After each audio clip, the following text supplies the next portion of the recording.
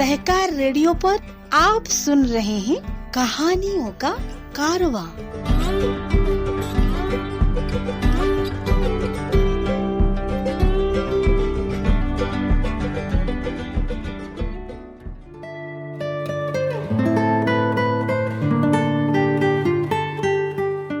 सहकार radio के श्रोताओं को जूही शुक्ला का नमस्कार।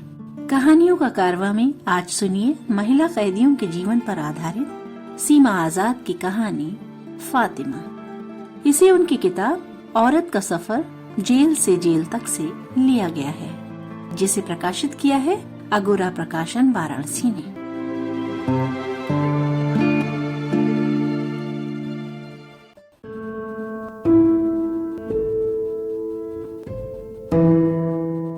फातिमा का एक ही काम है, दोनों हाथ सिर के पीछे बांधकर आसमान ताकना, दिन में बादल गिनना और रात होते ही तारे। वो बैरक में बंद नहीं होना चाहती। बंद करने के लिए उसे कई लोग मिलकर पकड़ने के लिए दौड़ाते हैं। वो भागती है। इस खेल में पहले उसे मजा आता है, दौड़ाने वाले को भी। फातिमा के जेल में रहने पर ये खेल लगभग हर रोज खेला जाता था, बैरक बंद होने के समय तक। इतना ही नहीं, फातिमा अपना एक भी सामान, जो कि एक प्लास्टिक का डिब्बा, एक थाली, एक मग और एक जोड़ी कपड़ा है, बैरक के अंदर न रखकर बैरक के बाहर ही रखती है। बैरक बंद होने पर भी कोई उसका सामान छू नहीं सकता। उसकी उम्र 50 के आसपास है। वो इलाहाबाद के कौशाम्बी की रहने वाली है। शादी के बाद एक बेटी हुई और पति की मौत हो गई। थोड़ी बहुत जो खेती संपत्ति थी, उसी से गुजारा होता रहा। उसी खेत से पहले बेटी को पाला, फिर उसके बड़े हिस्से को बेचकर बेटी की शादी की। उसके बाद की कहानी किसी को नहीं पता। इसके आगे की बात फातिमा भी नहीं बताती। अजीब है कि उस पर अपने इकलौते दामाद की हत्या का आरोप है। फातिमा से जब इसके बारे में पूछा तो कहती है, जाई दाऊ नास पीटा के, और चुप हो जाती है। स्वभाव से वो काफी सीधी है और उसने कभी किसी को परेशान नहीं किया, बल्कि कुछ लोग तो उसका ही मजा लेकर उसे परेशान करते थे। लेकिन उसने अपने दामाद की हत्या क्यों की, इसे कोई नहीं समझ पाया।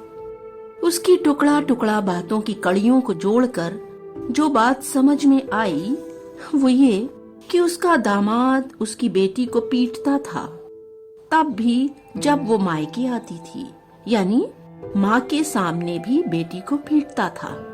माँ जब बेटी का पक्ष लेती थी तो उस वक्त तो बेटी को माँ का ही सहारा चाहिए होता था, लेकिन अगले दिन या 2-3 दिन बाद ही बेटी पति के साथ घर चली जाती थी। ये भी समझ में आया कि दामाद चाहता था कि फातिमा दामाद को अपनी सारी संपत्ति सौंप दे, लेकिन फातिमा ऐसा नहीं होने देती थी। थोड़ा ही खेत बचा था, जिससे उसका साल भर का गुजारा हो जा रहा था। अब ये भी अगर वो उस नालायक दामाद को दे देगी तो खुद कहाँ जाएगी। फातिमा उसकी मनचाही मुराद पूरी नहीं कर रही थी। उसे इस बात की भी चिढ़ थी और इस बात के लिए भी वो उसकी बेटी को पीटता था।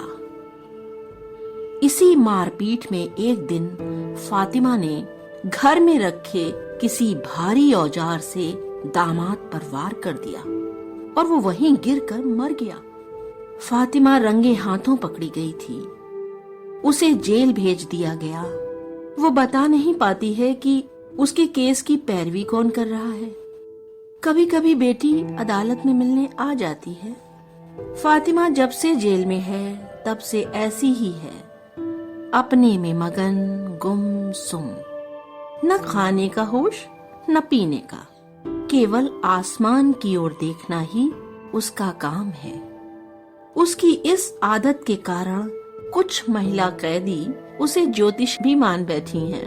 वे उसके पास जाकर पूछती हैं, फातिमा, हमार कुछ भला होए कि नहीं, फातिमा कभी शर्मा कर भाग जाती है और कभी कुछ रहस्यमय सा बोल देती है, जैसे बदरी चलत रहे तो सब ठीक है। पूछने वाला अपने हिसाब से इसकी व्याख्या कर लेता है। फातिमा कभी कभी केवल इंद्रावती से अपने घर परिवार के बारे में बतियाती थी। उनके ही माध्यम से मैं उसे थोड़ा बहुत जान सकी। जब कौशाम्बी वाली कैदियों की अलग जेल बनी तो उसे बाकी कैदियों के साथ वहां भेज दिया गया। वहां की सिपाही उसे आसमान ताकने देती होंगी कि नहीं, बदली गिनने देती होंगी कि नहीं, सभी को इस बात की चिंता है, क्योंकि उसकी नियति तो शायद सारा जीवन जेल में ही रहना है।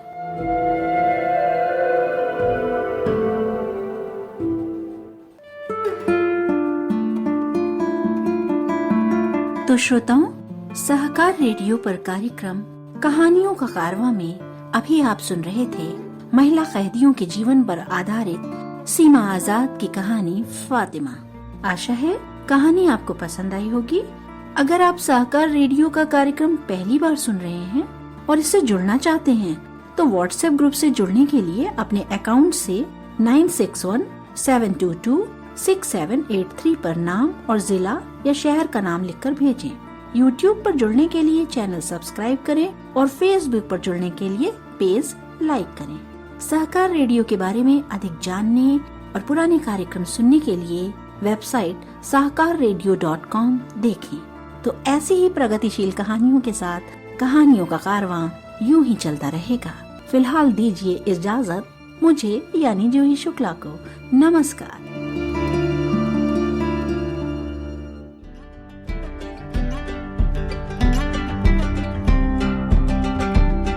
सहकार रेडियो पर आप सुन रहे थे कहानियों का कारवां।